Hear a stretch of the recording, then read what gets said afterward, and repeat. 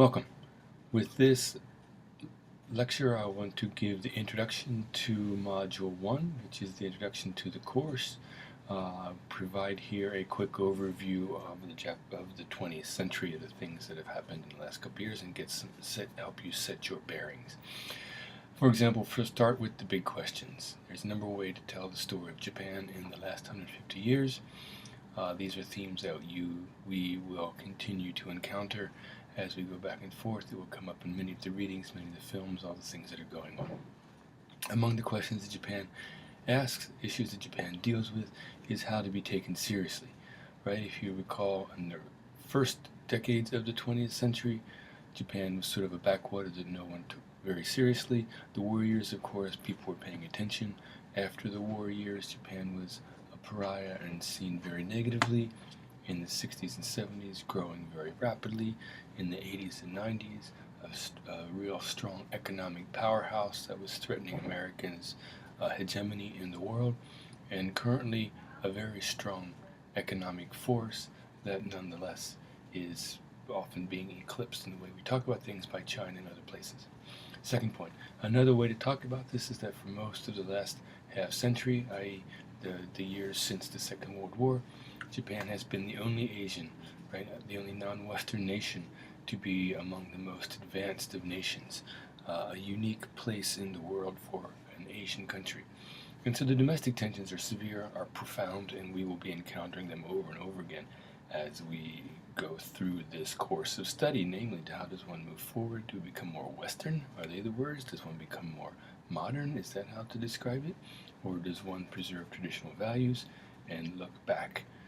So this sort of Japan often finds itself at a crossroads of looking forward or looking back, looking to new things or looking to preserve traditional things that have worked for thousands of years. First, some background, give you a sense of the physical aspects of Japan. You know this, you can easily look it up, but for our purposes I want to make sure that it's not lost on us. And for example, Japan is an island nation, and while there are over 3,000 islands that make up the nation of Japan, there are 4 main ones. 98% of the landmass falls in these 4 islands. Hokkaido in the north, Honshu is the main island, with most of the major cities, including Tokyo, Osaka, Kyoto, Kobe, Shikoku, and Kyushu. To wit, you can see it here, the Hokkaido here in the north, Honshu, the main island, with Tokyo in this area right here, Shikoku here, and Kyushu here. Those are the 4 main islands. And spreading down through here, Okinawa and other southern islands, and you can see a number of islands are scattered around. There are many, many smaller islands scattered throughout Japan. Now, I also want to give you a sense of where Japan is vis-a-vis the rest of Asia. As you can see it here, this is South Korea. And South Korea is quite close to Nagasaki in parts of Japan here. South Korea has been for a long time closer to Nagasaki than Nagasaki is to Tokyo, for that matter. South Korea, North Korea, mainland China is here. Taiwan is here. Philippines and Indonesia down through here. And Southeast Asia in this part of the map. Or stated another way, you can see how it is here. And if you notice, that this is how Japanese see themselves. Japan is a nation that goes from, if you go east and you go west. But most of us think of Japan as north and south, and there's an important difference that takes place here. But again, if Japan is here at the edge of Asia, if we think of an Asian map, South Korea, North Korea, and you see the rest of China and other parts of the world as they are set out here on this map. So, before we talk about what happens in the 20th century, we need to talk a little bit about what happened before. You'll get some of this information in your reading of the Varley text, but also we essentially start with the Meiji Restoration of 1868. I want to give you some background of what happens before that, namely the Edo period, or the Tokugawa period, as you can see on the slide, go from the year 1603, 1868. Edo is the old name for Tokyo. Tokugawa is the name of the ruling family. During this period, for all intents and purposes, Japan was cut off from the rest of the world. You've probably heard about this, the seclusion policy, where Japan really closed its borders. Lots of complicated reasons for that, among them the fear of being taken over by foreign powers, as was happening throughout the rest of the world. In short, in a one-sentence phrase of what happened, the Tokugawa Ieyasu becomes the daimyo after a victorious battle at a place called Sekigahara in 1600, and he reshapes the nation, or the collection of fiefs, this collection of small countries that made up the islands of Japan, into a nation that in many ways conformed to his family's interests. The victory at 1600 followed centuries of warfare and strife in Japan. In years following, his family set up a system of power structures, checks, and controls that were so successful that his family succeeded in ruling Japan for 250 years, which means able to maintain peace and order. And this period is often referred to as the 250 years of great peace. It was a period and a structure of society that established an indelible impression on society and culture, one that's noticeable to this day. It's a period from which many of the stereotypes that we now talk about, whether they're kimono or cherry blossoms, much drama, certainly are the pleasure quarters, woodblock prints, etc. Okay, one of the things that I want to point out here is the stratification of society that resulted from what took place during the Edo period, namely the four classes. Sometimes it can be thought of as a caste system. These are or classes in a British sense, when it was very difficult to move from one class to another, even though at the same time there was some movement that happened. One can talk about the four classes, and there are actually more than that. But warriors, you know about the warrior class, or samurai as they're often called. And this is not just men in this case, but anyone who's born into the class that is able to carry swords. So that'd be shogun, daimyo, their retainers, and their families.